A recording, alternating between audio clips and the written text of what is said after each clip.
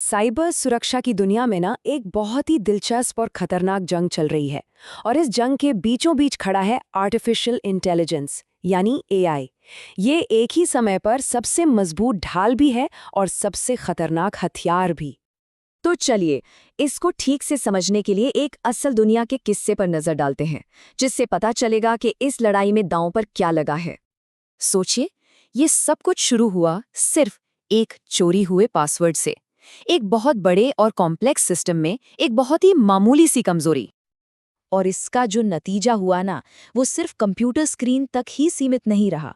इस एक cyber attack ने असल दुनिया के इंफ्रास्ट्रक्चर को घुटनों पर ला दिया, जिससे अमेरिका के एक बड़े हिस्से में हाहाकार मच गया।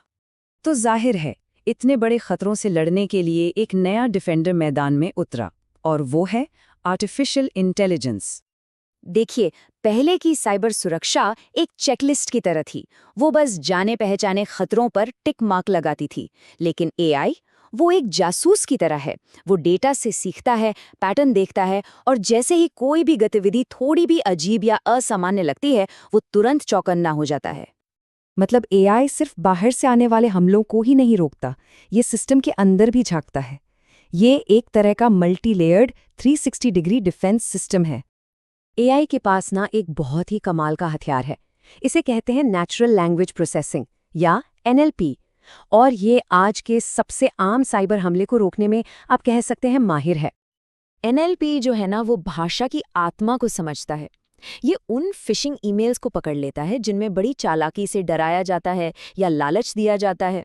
ऐसी चीजें जो नॉर्मल फिल्टर पकड़ ही नहीं पाते। और ये सब होता है उस ईमेल के हमारे इनबॉक्स में गिरने से भी पहले। लेकिन कहानी में एक बहुत बड़ा ट्विस्ट है। क्या हो अगर यही कमाल की टेक्नोलॉजी गलत हाथों में चली जाए? वही एआई जो हमारे किले की दीवारें मजबूत कर रहा है, अब हैकर्स उसी से नए और ज्यादा खतरनाक हथियार बना रहे हैं। और एक बात साफ समझनी होगी, ये बस पुराने हमलों का कोई फास्टर वर्जन नहीं है। नहीं, ये खतरों की पूरी एक नई नस्ल है। अब जरा इस किस्से को सुनिए। ये दिखाता है कि खतरा कितना असली और कितना डरावना हो सकता है। सिर्फ एक एआई से बनी नकली आवाज जो बिल्कुल असली जैसी थी, और बस उतने से ही इंसानी भरोसे को तोड़ दिया गया और लाखों यूरो चुरा लिए गए।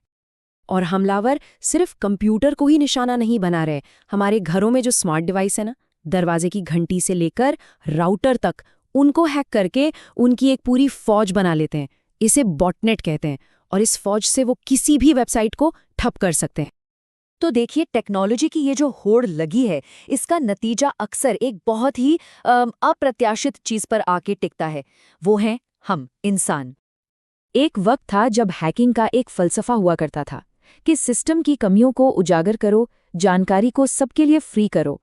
लेकिन आज वो आदर्श कहीं पीछे छूट गया है। अब हैकर्स सोशल इंजीनियरिंग का इस्तेमाल करते हैं। मतलब वो टेक्नोलॉजी को नहीं, हमारे भरोसे को, हमारी भावनाओं को हैक करते हैं और हमें ही सुरक्षा की सबसे कमजोर कड़ी बना देते हैं। तो चलिए, अब जरा आंकड़ों पर एक नजर डालते हैं, ये देखने के लिए कि आखिर कंपनियां इस लड़ाई के लिए कितनी तैयार हैं। एक्सेंचर की एक हालिया रिपोर्ट इस तैयारी की एक काफी चौंकाने वाली तस्वीर दिखाती है। रिपोर्ट के हिसाब से सिर्फ 10% कंपनियां ही हैं जो री इन्वेंशन रेडी जोन में आती हैं। इसका मतलब ये हुआ कि सिर्फ मुट्ठी भर कंपनियों के पास ही एक मजबूत साइबर स्ट्रैटेजी भी है और एआई ड्रिवन खतरों से लड़ने के लिए जरूरी एडवांस क्षमताएं भी हैं। बाकी के 90% वो इस दौड़ में बुरी तरह पीछे हैं। तो यहाँ से सबसे बड़ा सबक क्या मिलता है? यही कि इस जंग को जीतने के लिए सिर्फ बेहतर टेक्नोलॉजी बनाना ही काफी नहीं होगा। असली जीत तो तब है जब सिस्टम इतना मजबूत हो कि वो हमलों को झेल भी सके और उनसे जल्दी उभर भी सके। तो ये हमें एक बड़े सवाल पर लाकर खड़ा कर देता है। एआई के इस हथियारों की होड़ में हमारी सबसे बड़ी कमजोरी क्या है? वो टेक्नोलॉजी जो हमने बनाई, या फिर हम खुद?